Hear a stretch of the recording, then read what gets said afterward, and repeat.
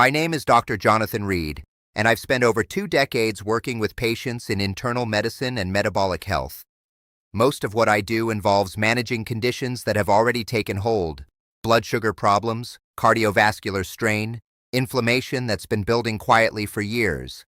But something changed for me personally about 3 years ago. I was reviewing the lab results of a patient, a woman in her early 70s, active, careful about what she ate, no history of diabetes, and her fasting blood sugar kept creeping up. Not dramatically, just slowly, year by year. When I sat down with her to go through her diet, she said something I've heard hundreds of times since. "I don't eat sugar, I eat fruit." And she was right. She did eat fruit. Every single day. Berries in the morning, a banana after her walk, an apple in the afternoon. All of it natural. All of it something she'd been told was good for her. But here's what nobody had explained to her. And honestly, what most doctors don't take the time to explain. After 60, your body processes fruit sugar differently than it did at 40. Not because fruit is bad, but because the biological system that handles it has changed. And if you're eating fruit the way you've always eaten it, you may be doing more harm than you realize. Not to your waistline, to your blood vessels, your brain, your energy, and your long-term metabolic health. That was the moment I started paying much closer attention to this, not just for my patients, for myself. By the end of this video, I'm going to walk you through 5 specific fruits, ranked from the least misunderstood to the one I consider the most important conversation in metabolic health for people over 60. And more importantly, I'll show you exactly how to eat each one in a way that keeps your blood sugar steady, your energy stable, and your body working the way it was designed to. This isn't about eliminating fruit. It's about understanding something that almost nobody is telling you clearly. When you were younger, your body had what we call strong insulin sensitivity. That means when sugar from food entered your bloodstream, your cells responded quickly. Insulin, the hormone that acts like a key, unlocking your cells so glucose can enter, worked efficiently. The sugar was absorbed, used for energy, and your blood sugar levels returned to normal fairly quickly. But here's what changes after 60. And this is something I wish more people were told clearly. Your cells start to respond to insulin more slowly. The key still fits the lock, but the door takes longer to open. This is called insulin resistance, and it doesn't just happen in people with diabetes. Research from the National Institute on Aging shows that insulin sensitivity naturally declines by roughly 2 to 3% per year after age 50, even in otherwise healthy adults. By the time you're 65, your body's ability to clear glucose from the bloodstream is meaningfully different from what it was even 15 years ago. What does that have to do with fruit? Everything. Fruit contains fructose. Fructose is a natural sugar, and in small amounts your body processes it well. But fructose is handled almost entirely by your liver. Your liver converts it, stores it, or releases it back into the bloodstream as glucose. When your insulin sensitivity is strong, that process is smooth. When it slows down, as it naturally does with age, even the fructose in fruit can contribute to what researchers call postprandial glucose spikes. Blood sugar rising faster and higher than it should, then falling in a way that leaves you tired, foggy, and often craving something sweet again within a couple of hours. This is the cycle most people don't connect to fruit. They feel the afternoon slump and reach for another piece of fruit to fix it, and the cycle continues. But here's the part that matters most. It's not just about blood sugar levels on a chart. Repeated glucose spikes, even mild ones, cause something called glycation. Think of it like this. When sugar molecules attach to proteins in your body, they damage them, like rust forming on metal.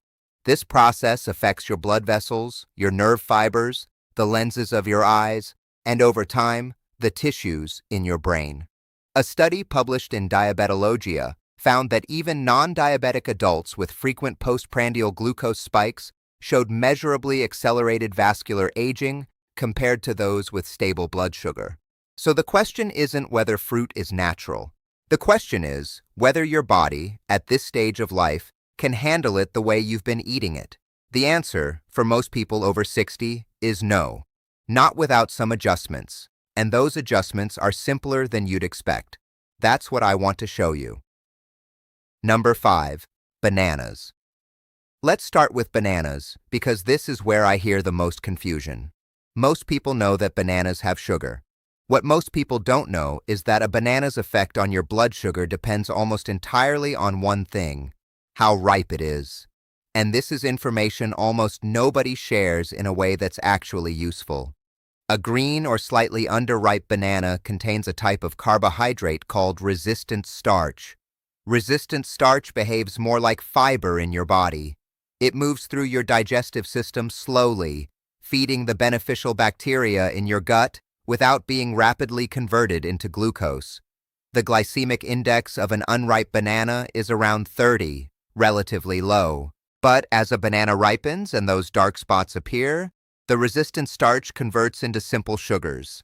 The glycemic index of a fully ripe banana can climb to 60 or above. That's a completely different metabolic event in your body. I had a patient, a retired teacher named Harold, 68 years old, who told me he ate one banana every morning because he'd heard it was good for potassium and his heart. He was right about the potassium. But he was always eating fully ripe bananas because he preferred the sweetness. And every morning, his blood sugar spiked, dropped sharply about 90 minutes later, and he was reaching for his second breakfast by 9:30 a.m. When I explained this to him and he switched to slightly underripe bananas, still yellow, just without the spots, he started his mornings differently. More stable energy, less hunger before lunch. His quarterly blood sugar readings improved without changing anything else. The other adjustment that matters enormously with bananas, and with almost every fruit we're going to discuss, is pairing. Never eat a banana alone. Add fat and protein, a tablespoon of almond butter, a small handful of walnuts, a boiled egg on the side. Fat and protein slow the rate at which fructose is absorbed into your bloodstream, dramatically reducing the spike. That's the principle behind everything in this video. Ripeness and pairing, two variables that completely change how fruit affects your body. But here's the problem with most of the advice you'll hear about fruit and blood sugar. It focuses only on which fruits to avoid, not on how to actually eat them. And that's where the real answer is hiding. Number 4. Grapes. Grapes are one of the most misunderstood fruits for people over 60, and the reason is simple: they feel light. A small bowl of grapes doesn't feel like you're eating much, but the numbers tell a different story. A single cup of grapes contains around 23 grams of sugar and has a glycemic load that sits in the medium to high range. Because they're small and easy to eat quickly, portion control is almost invisible. You sit down, start eating, and before you know it, you've consumed the sugar equivalent of a small candy bar, except it happens so gradually that your brain didn't register it as a meal. Grapes also have a relatively high ratio of fructose to fiber. 1 cup of grapes contains less than 1.5 grams of fiber. Compare that to 1 cup of raspberries, which contains 8 grams of fiber. Fiber is what slows down the absorption of sugar. Less fiber means faster absorption. Faster absorption means a sharper spike. Now here's the part about grapes that most people miss, and it actually works in their favor. Grapes, particularly red and purple varieties, contain a compound called resveratrol. Resveratrol has been studied extensively for its effect on insulin sensitivity, and a study published in the British Journal of Nutrition found that daily supplementation with resveratrol improved insulin response in older adults with early-stage insulin resistance. So grapes aren't the enemy, but the way most people eat them is a problem.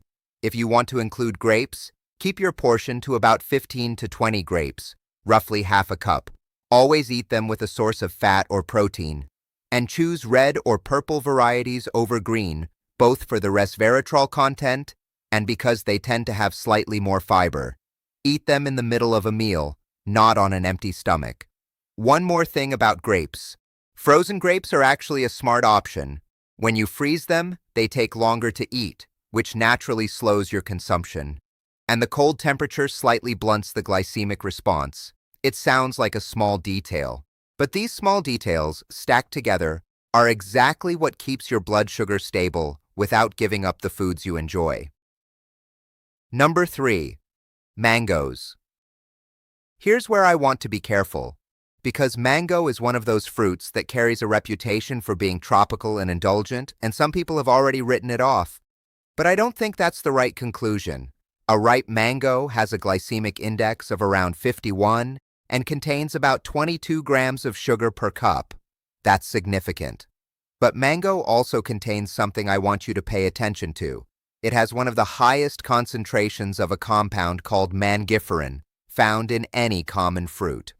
Mangiferin has been studied for its ability to reduce blood sugar elevation after meals and improve insulin function. A study published in Nutrition and Metabolism found that adults who consumed mango regularly over 12 weeks showed improvements in fasting blood glucose and insulin resistance markers, compared to a control group that consumed a calorie-equivalent sugar alternative.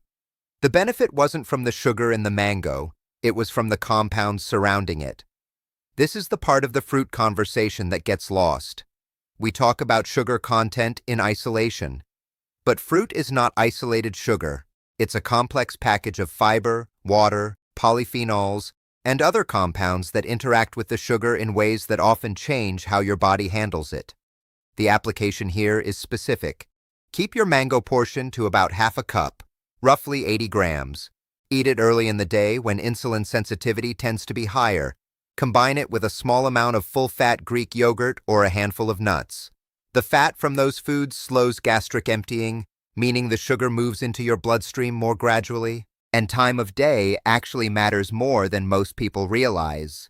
A study from the American Journal of Clinical Nutrition showed that the same meal consumed in the morning produced a significantly lower glucose response compared to the same meal consumed in the evening.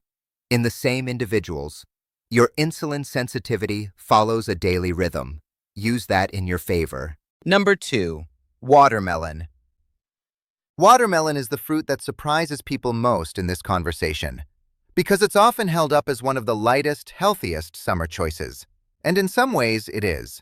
But it sits at number 2 on this list because of a specific mismatch between two numbers that most people don't know to look at together. Watermelon has a high glycemic index, around 72, but it has a low glycemic load. The distinction matters. Glycemic index tells you how quickly a food raises blood sugar per gram of carbohydrate.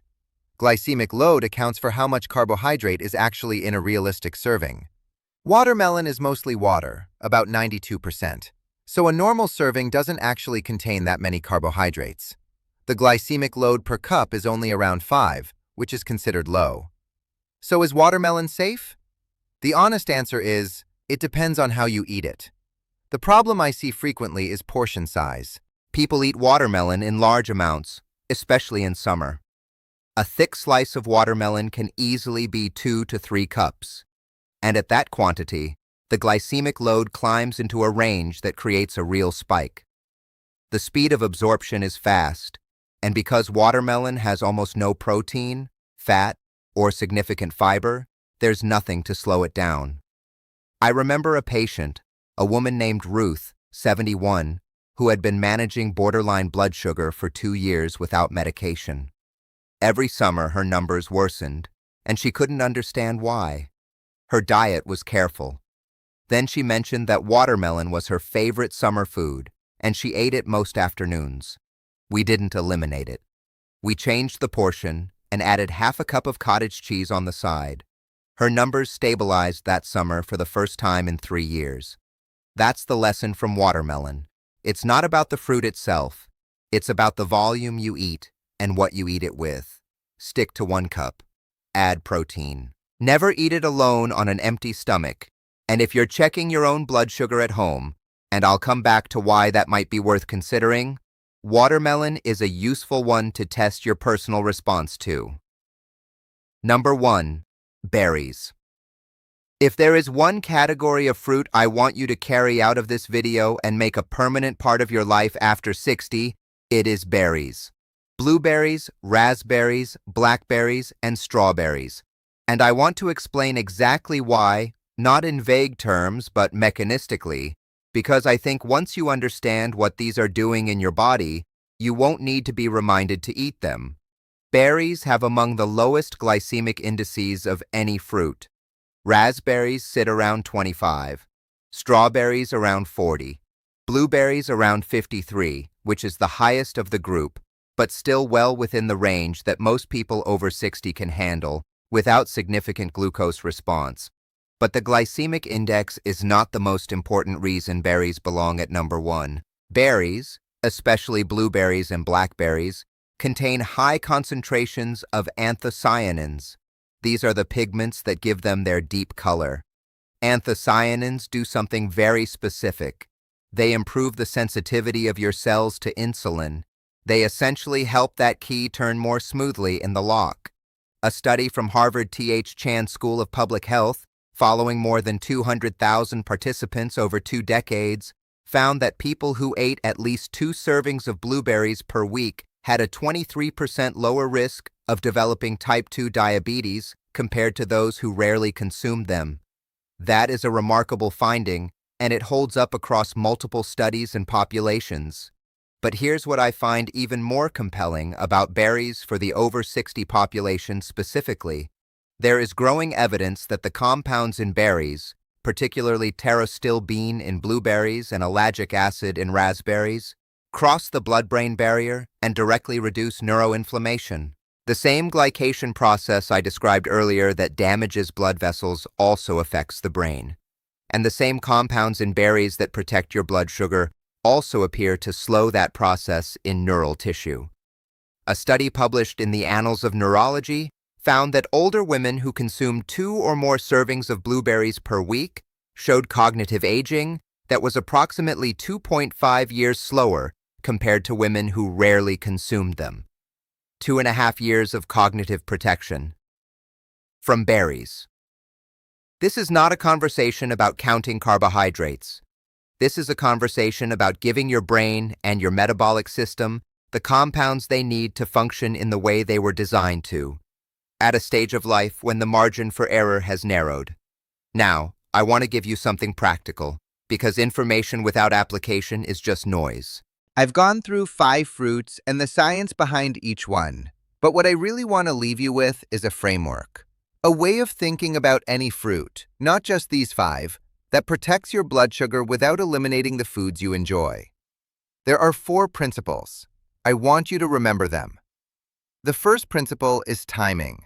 Eat fruit in the morning or at midday when your insulin sensitivity is at its highest. Avoid fruit in the evening, particularly after dinner. Your body's ability to clear glucose from the bloodstream is significantly reduced in the second half of the day. The second principle is pairing. Never eat fruit alone on an empty stomach. Always pair it with a source of fat, protein, or both.